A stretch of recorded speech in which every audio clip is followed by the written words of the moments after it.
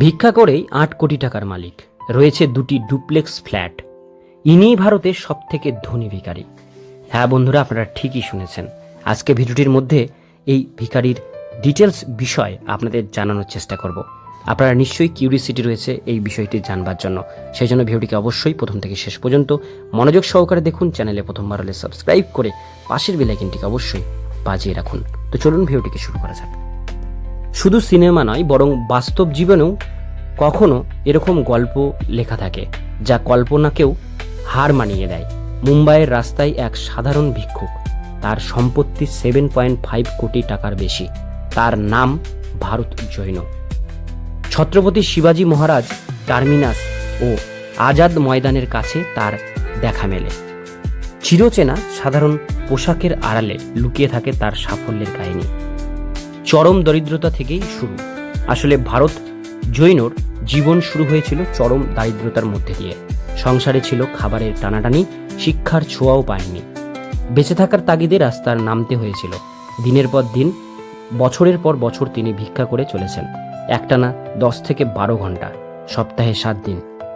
আয়ে হার মানে কর্পোরেট কর্মীরাও।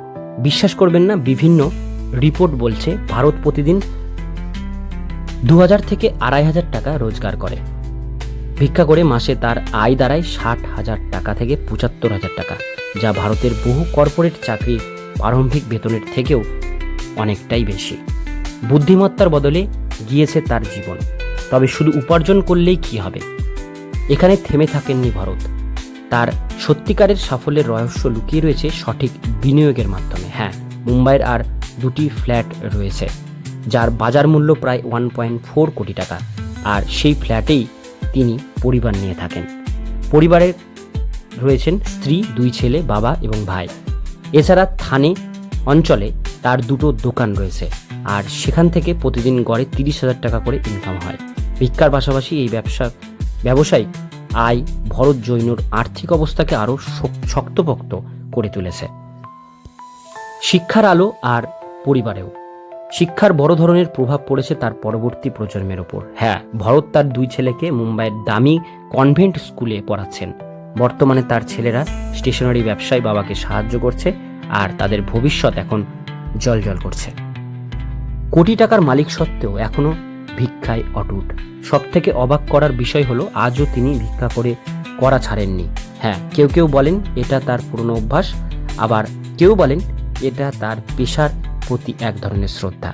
তবে ভারতের গল্প প্রমাণ করে যে জীবনকে বদলাতে হলে শুধুমাত্র সুযোগ না, বরং সঠিক সিদ্ধান্ত দরকার। কেমন লাগলো ভরত জৈনের এই গল্প? অবশ্যই কমেন্ট করে জানাবেন। আর ভালো লাগলে চ্যানেলটিকে সাবস্ক্রাইব করে পাশের বেল আইকনটিকে অবশ্যই বাজিয়ে রাখবেন।